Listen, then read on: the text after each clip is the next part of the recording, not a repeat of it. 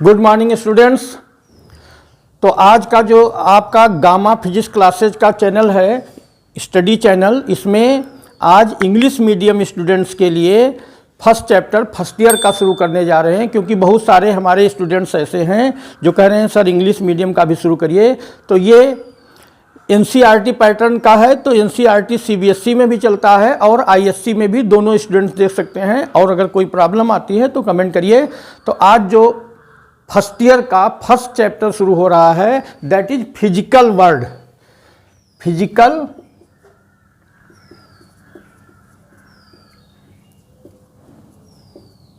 Physical world ये first chapter है। थोड़ा ये थ्योरेटिकल ही है, इसको थोड़ा लर्न करने वाला है, समझाएंगे भी। तो सबसे पहले इसमें बात आती है कि साइंस क्या है, व्हाट इज साइंस। पहले साइंस की डेफिनेशन सुनिए। Science is the systematic and organised knowledge. What? Science is the systematic and organised knowledge. तो systematic and organised knowledge about what? About various physical phenomena. Systematic and organised knowledge about various physical phenomena. तो ये किस पर based है? Based on careful experimentation. बहुत carefully experiment करके इसको receive किया गया हो। बेस्ड ऑन केयरफुल एक्सपेरिमेंटेशन, कीन ऑब्जर्वेशन, जो ऑब्जर्वेशन है केयर, किस पर बेस्ड होना चाहिए? केयरफुल एक्सपेरिमेंट पर हो, एक्सपेरिमेंटेशन। और दूसरा क्या होना चाहिए? कीन ऑब्जर्वेशन हो। और तीसरा होना चाहिए एक्यूरेसी होनी चाहिए, एक्यूरेट रीजनिंग। कोई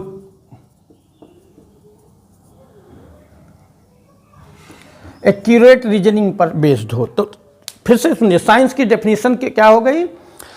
science is the systematic and organized knowledge about various physical phenomena based on careful experimentation, keen observation and accurate reasoning। तो ये जो तीनों क्वालिटीज हों उस सिस्टमैटिक और ऑर्गेनाइज्ड नॉलेज में, that is known as science. पहले से आपको मालूम है, छोटे क्लास से भी पढ़ते चले आ रहे हैं। फिर यहाँ पर फिजिक्स की बात चल रही है। साइंस में जिस ब्रांच के साथ हम डील करने जा रहे हैं आज, that is physics. What is physics? Physics ये जो वर्ड है, this is originate by Greek language, word of Greek language, that is physis. Physis से ओरिजिनेट हुआ है। इसको, ये कहाँ से आया है? फ्यूसिस, ग्रीक लैंग्वेज का वर्ड है ये physis. It means nature. Nature, physis means nature. तो फिजिक्स क्या हुआ? नेचर है, फ्यूसिस है, नेचर है। Branch of science, physics is a branch of science which deals with various physical phenomena. जो फिजिकल फिनोमिना है इसके बारे में ये डील करता है। और it deals with various physical phenomena या बेसिक लॉ ऑफ नेचर। जो बेसिक, जितने भी बेसिक लॉ ऑफ नेचर हैं, various physical phenomena and basic law of nature based. ये कहाँ से आया? ये फ्यूसिस वर्ड है, ये ग्रीक लैंग्वेज से आया है। इसका मतलब ही नेचर होता है।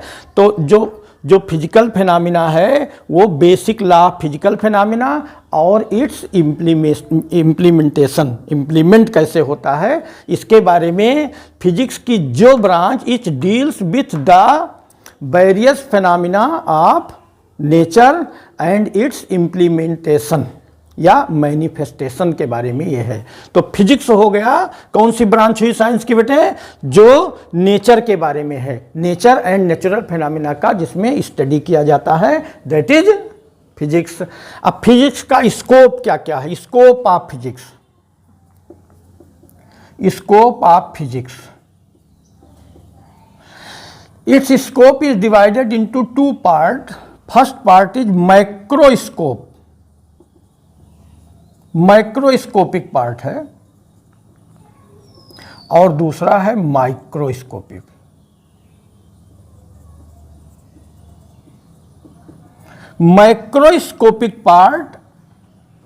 Microscopic part is further divided in 5 branches, that is mechanics,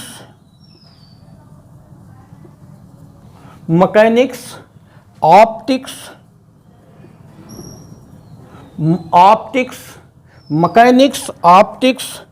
thermodynamics, wave oscillation,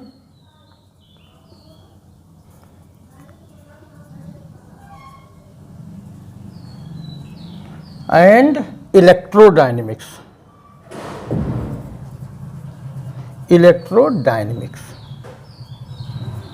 तो माइक्रोस्कोपिक जो ब्रांच है that is divided into 5 parts: mechanics, optics, thermodynamics, wave oscillation and electrodynamics.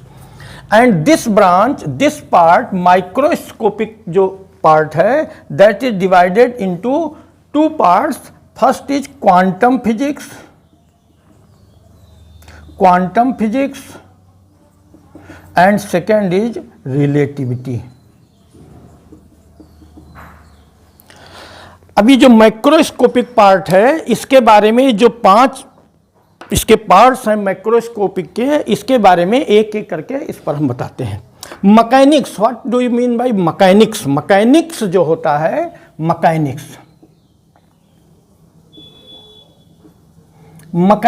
ये मटेरियल बॉडी के मोशन, लेकिन उनकी speed पर थोड़ा एक क्राइटेरिया है, there speed should not be so high such that speed of light, या कंपेरेटिव टू लाइट नहीं होनी चाहिए। इनकी स्पीड, लो स्पीड के जो मटेरियल बॉडी होते हैं उनके लॉ ऑफ मोशन, उनके इंटरेक्शन, कोलिजन, इन सब के बारे में जो स्टडी किया जाता है that is it deals with mechanics part जो होता है ये मटेरियल बॉडी के मोशन, उनका कोलिजन, उनके इंटरेक्शन के बारे में डील करता है। लेकिन वो जो मटेरियल बॉडीज हैं उनकी स्पीड इतनी हाई नहीं होनी चाहिए कि वो स्पीड ऑफ लाइट से कंपेरेबल हो, इतना नहीं, लो स्पीड के ऑब्जेक्ट्स होने चाहिए।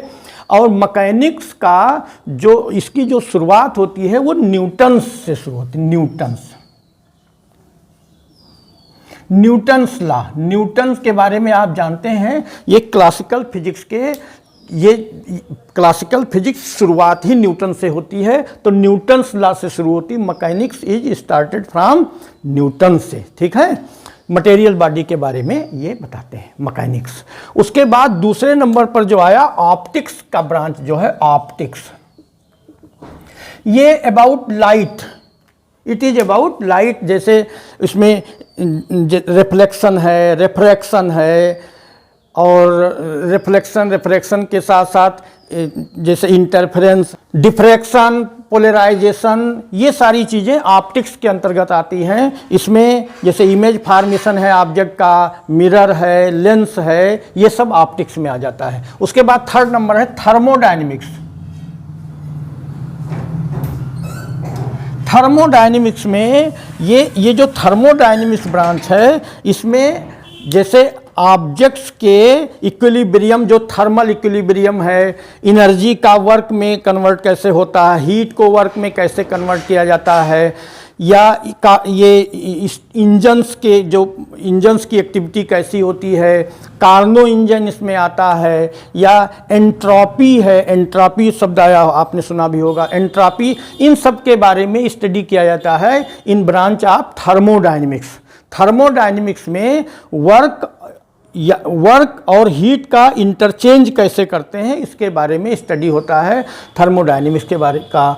उसके बाद वेव एंड ऑक्सीलेशन क्या है? वेव एंड ऑक्सीलेशन में ऐसी देखिए वेव्स जो होती हैं, जैसे साउंड वेव्स है, साउंड वेव्स की बात करते हैं। यहाँ पर लाइट वेव्स की बात इसके अंतर्गत नहीं। माइक्रोस्कोपिक ब्रांच में साउंड वेव या जो मटेरियल वेव्स हैं, जैसे कोई बहुत ज़्यादा कोई तालाब है, उसमें आपने एक पत्थर फेंक दिया, कोई स्टोन फेंका, तो ये वेव्स जो क्रिएट हुई हैं, वो सब वेव्स के बारे में स्टडी किया जाता है। और ऑक्सीलेशन, जैसे कोई चीज़ आप उसको सस्पेंड कर दें, उसके बाद उसको ऑब्जेक्ट को अपनी इनिशियल पोजीशन से थोड़ा सा उसको डिफ्लेक्ट करके छोड़ दें तो मोशन में आ जाता है, तो दैट इज ऑक्सीलेशन। तो this branch deals with waves how which kind of waves except light waves. Light waves जो है वो इस ब्रांच में नहीं आती, माइक्रोस्कोपिक ब्रांच में लाइट वेव्स नहीं आती हैं, बल्कि मटेरियल वेव्स जैसे वाटर वेव्स हैं, साउंड वेव्स हैं, ये सब इसके अंतर्गत आती हैं। और ऑक्सीलेशन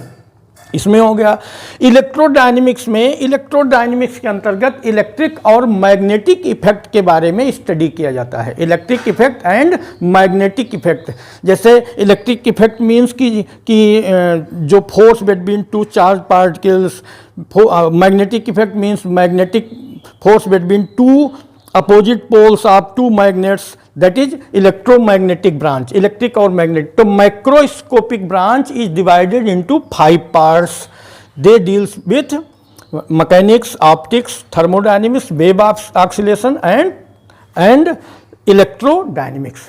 उसके बाद माइक्रोस्कोपिक ब्रांच जो होती है, ये पार्टिकल्स या एटम्स के बारे में स्टडी करते हैं। पार्टिकल्स और एटम्स के बारे में, एटम्स का कंस्ट्रक्शन कैसे, इलेक्ट्रॉन, प्रोटॉन्स, न्यूट्रॉन्स, इन सब के बारे में स्टडी जो होता है वो माइक्रोस्कोपिक ब्रांच है। Microscopic branch is divided into 2 parts, quantum physics as well as relativity.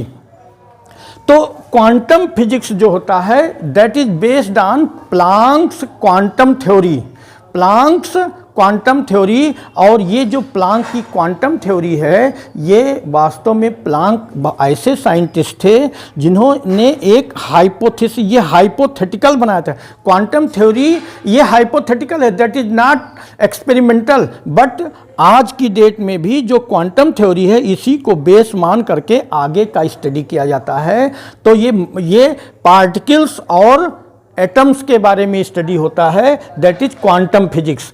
और रिलेटिविटी में ऐसे ऑब्जेक्ट्स के मोशन का स्टडी किया जाता है जिनकी speed comparable to speed of light हो। बहुत हाई स्पीड के ऑब्जेक्ट्स जो होते हैं, हाई स्पीड की पार्टिकल्स या ऑब्जेक्ट्स का जो मोशन होता है, उनका स्टडी रिलेटिविटी के अंतर्गत किया जाता है। ये जो रिलेटिविटी ब्रांच है, इसमें आपने पढ़ा होगा Einstein theory of relativity, Einstein की थ्योरी पर बेस्ड है।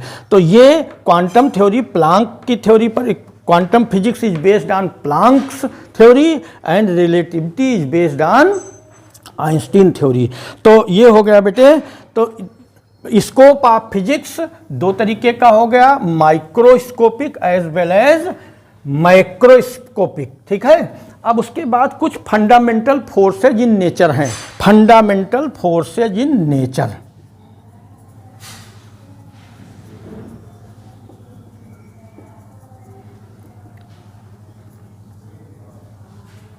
Fundamental forces in nature.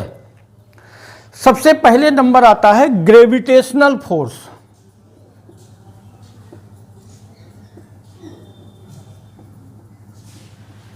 Gravitational force F G यहाँ सफिक्स लगा दिया, जी फॉर ग्रेविटेशनल फोर्स है।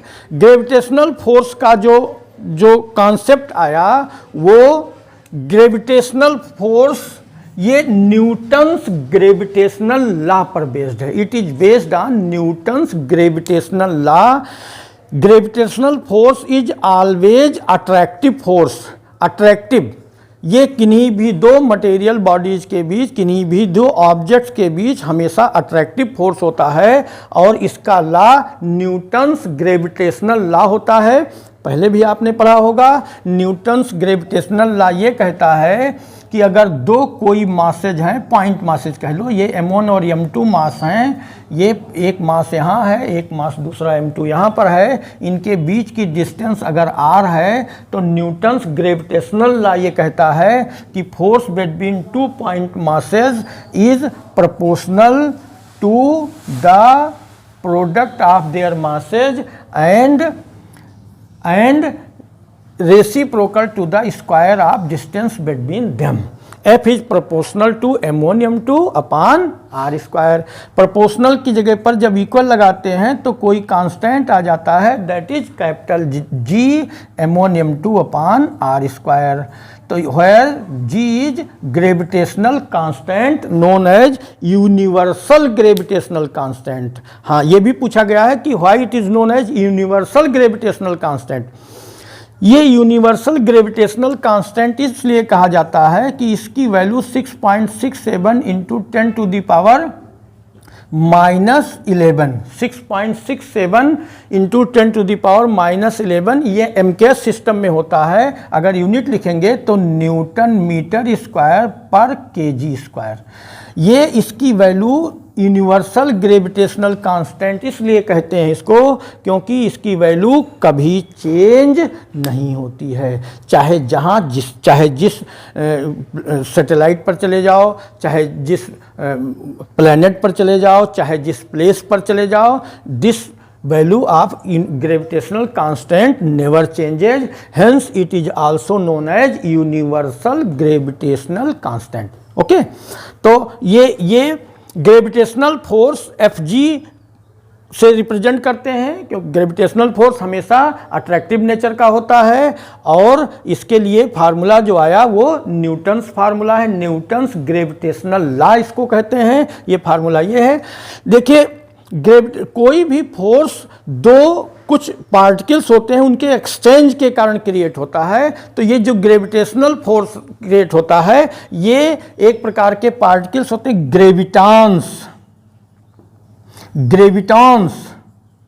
ग्रेविटांस के इंटरचेंज से ये क्रिएट होता है, लेकिन अभी तक ये पाए नहीं गए हैं। ये अभी मतलब ये जो साइंटिस्ट हैं इन्होंने अभी विचार किया है कि कोई ऐसा पार्टिकल है दैट इज नोन एज ग्रेविटांस, और उस ग्रेविटान के अभी इसको फाइंड आउट नहीं किया जा सका है। तो ये ग्रेविटांस के इंटरचेंज से, exchange of gravitons, gravitational force produces due to exchange of gravitons. अभी ग्रेविटांस अननोन पार्टिकल्स हैं, अभी नोन नहीं हैं, लेकिन अब लोग जो साइंटिस्ट हैं उनकी ये धारणा है। तो ये हो गया ग्रेविटेशनल फोर्स। अब नंबर 2 पर आता है इलेक्ट्रोमैग्नेटिक फोर्स। दूसरा फोर्स कौन सा है फंडामेंटल फोर्स में बेटे? Electromagnetic force. इलेक्ट्रोमैग्नेटिक फोर्स ये कूलाम्स लॉ पर बेस्ड है। It is based on coulombs law. Coulomb ने ये कहा था कि कोई दो पार्टिकल्स, अगर दो चार्जेज Q1 और Q2, ये charges are in rest, stationary point charge होना चाहिए और रेस्ट में होना चाहिए। तो इनके बीच जो कूलाम्स लॉ है, इलेक्ट्रोमैग्नेटिक फोर्स कूलाम्स लॉ के अकॉर्डिंग काम करता है और ये अट्रैक्शन और रिपल्सन दोनों मोड में पाया जाता है। अगर दोनों चार्ज पार्टिकल्स सिमिलर नेचर के हैं तो रिपल्स करेंगे और अगर अपोजिट नेचर के हैं तो अट्रैक्ट करेंगे। इनके दो stationary charge particles point charges हैं Q1 और Q2, इनके बीच की डिस्टेंस r है, तो इनके बीच लगने वाला electromagnetic force Fe for electromagnetic, it is proportional to the product of multiplication of two charges and reciprocal of square between them. F is proportional to Q1 Q2 upon R square, या अगर F equal लगाएंगे तो कोई proportional constant यहाँ भी आ जाएगा। यहाँ पर जो प्रोपोर्शनल कांस्टेंट आता है बेटे 1/4πε0 Q1 Q2 upon R square, ये ε0 है। ये क्या है? ये एप्साइलन, और ये जीरो सफिक्स लगा हुआ इसलिए इसको एप्साइलन जीरो कहते हैं। Epsilon zero is permittivity, it is known as permittivity of air और वैक्यूम। परमिटिविटी ऑफ एयर और वैक्यूम, इसकी वैल्यू होती है 8.854 इंटू 10⁻⁻12 यूनिट होती है। एसआई सिस्टम में यूनिट इसकी होगी कूलाम स्क्वायर पर न्यूटन मीटर स्क्वायर। तो ये एप्साइलन जीरो, कभी कभी फर्स्ट ईयर में आपने अभी 10th तक नहीं पढ़ा होगा तो ये हमने सिंबल बता दिया एप्साइलन जीरो। और इस पूरी क्वांटिटी की 1/4 पाई एप्साइलन जीरो, ये जो होल क्वांटिटी है इसकी वैल्यू होती है in SI system, MKS system 9 into 10 की power 9 into 10⁹ newton metre square per coulomb square. तो ये हो गया इलेक्ट्रोमैग्नेटिक फोर्स। उसके बाद थर्ड नंबर पर आता है बेटे वीक न्यूक्लियर फोर्स। इसको थोड़ा कायदे से समझ लेना क्योंकि इसके बारे में अभी तक ग्रेविटेशनल फोर्स और इलेक्ट्रोमैग्नेटिक फोर्स ये आपने पहले भी पढ़ा था, 9th 8th में भी पढ़ा होगा। लेकिन अब आया जो week nuclear force, third number पर week nuclear force.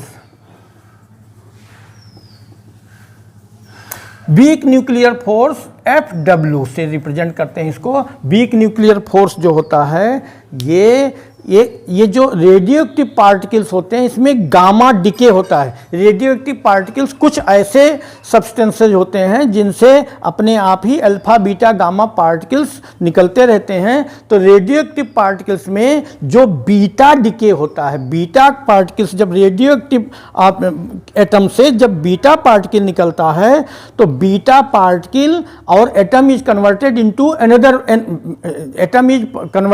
Another atom. जो एटम है उससे दूसरा एटम बन जाता है, दूसरे सब्सटेंस का एटम बन जाता है। तो बीटा पार्टिकल जो निकला, बीटा पार्टिकल के साथ साथ हमेशा एक और पार्टिकल निकलता है, वो एंटी न्यूट्रिनो निकलता है। एंटी न्यूट्रिनो, एंटी न्यूट्रिनो है ये दूसरा पार्टिकल। क्या है? Anti neutrino, represented by new. ये न्यू है बेटे, न्यू बार, ये आपने अभी देखा नहीं होगा तो न्यू हो गया, आपके लिए भी न्यू है। तो ये न्यू है, ये न्यू वी जैसा होता है लेकिन ये इसमें सीधे एक ही तरफ होता है, nu bar. It is known as anti neutrino. Anti neutrino और बीटा पार्टिकल के बीच एक प्रकार का बहुत ही वीक फोर्स लगता है, that is known as weak nuclear force. तो weak nuclear force always occurred in beta decay. Beta decay, ये बीटा है, जानते होंगे इसको, बीटा डिके। ये बीटा डिके में जब एंटी न्यूट्रिनो निकलता है, एंटी न्यूट्रिनो और बीटा पार्टिकल्स के बीच एक प्रकार का वीक फोर्स काम करता है, that is weak nuclear force. तो वीक न्यूक्लियर फोर्स हो गया। अब उसके बाद फोर्थ, हाँ हमने बताया था कि ये all the forces are occur due to exchange of some fundamental particles. ये जो सम फंडामेंटल पार्टिकल्स हैं इसमें नंबर 1 पर gravitational force occurs due to exchange of gravitons, although gravitons are not find out up to now. लेकिन एक concept है, scientist का concept है, ग्रेविटांस के एक्सचेंज से ये क्रिएट होते हैं। कौन से force? Gravitational force. Gravitational force के बाद electromagnetic force are occurred due to exchange of photons. Photons, electromagnetic force हो चुका है अभी। Electromagnetic force occurred due to exchange of photons. Photons के एक्सचेंज से इलेक्ट्रोमैग्नेटिक फोर्स अकर करता है। और ग्रेविटान के फोर्स से कौन सा? ग्रेविटॉन्स। ग्रेविटांस के फोर्स से gravitational force occur due to exchange of gravitons. Electromagnetic force occur due to exchange of photons.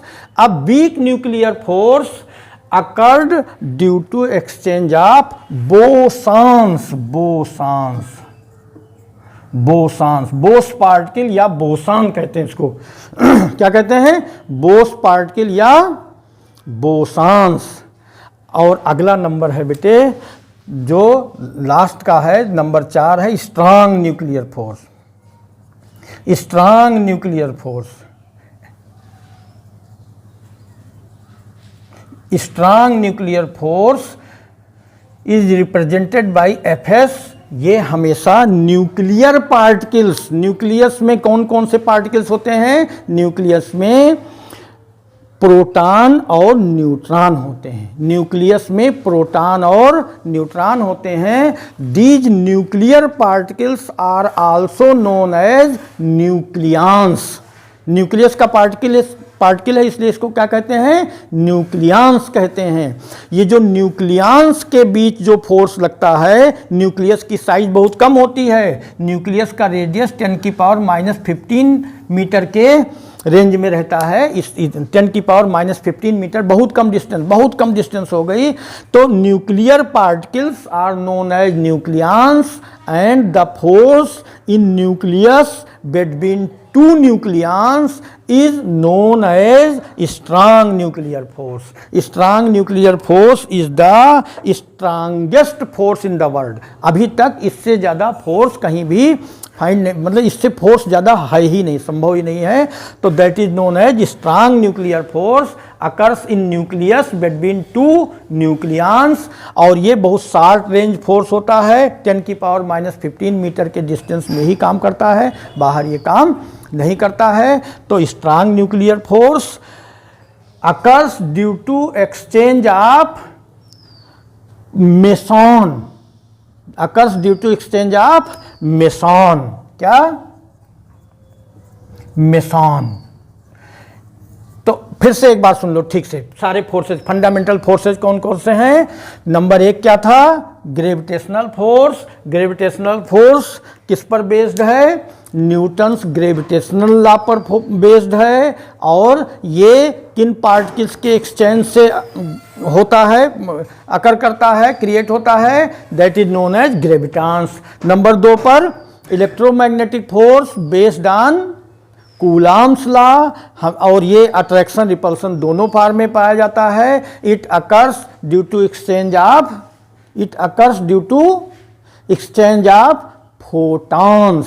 Electromagnetic force occurs due to exchange of photons. और number 3 weak nuclear force. Weak nuclear force ये beta decay में पाया जाता है। Antineutrino generate होता है beta decay में। Anti neutrino और बीटा पार्टिकल के बीच एक फोर्स लगता है, वीक होता है, इसीलिए इसको वीक न्यूक्लियर फोर्स कहते हैं। It occurs due to exchange of Bose particles और बोसॉन्स। और नंबर 4 जो आता है, ये strong nuclear force occurs in only nuclear particles. These particles are also known as nucleons. ये बहुत ही शॉर्ट रेंज फोर्स होता है, 10⁻⁻15 मीटर। और it occurs due to exchange of meson. ठीक है, तो ये चारों फंडामेंटल फोर्सेज हो गए। ये सबसे वीक फोर्स है वो ग्रेविटेशनल फोर्स है, Fg सबसे वीक फोर्स है। इसके बाद दूसरे नंबर पर आता है वीक, मतलब सबसे कम, स्मॉलेस्ट वैल्यू ग्रेविटेशनल फोर्स की है। उसके बाद वीक न्यूक्लियर फोर्स है, उसके बाद फिर इलेक्ट्रोमैग्नेटिक फोर्स है, और फिर उसके बाद स्ट्रांग न्यूक्लियर फोर्स है। इनके बीच अगर रेशियो देखा जाए तो 1:10⁻25, रेशियो 10⁻36, रेशियो 10⁻38। इसको याद कर लेना, ये जो MCQ में पूछा भी जाता है।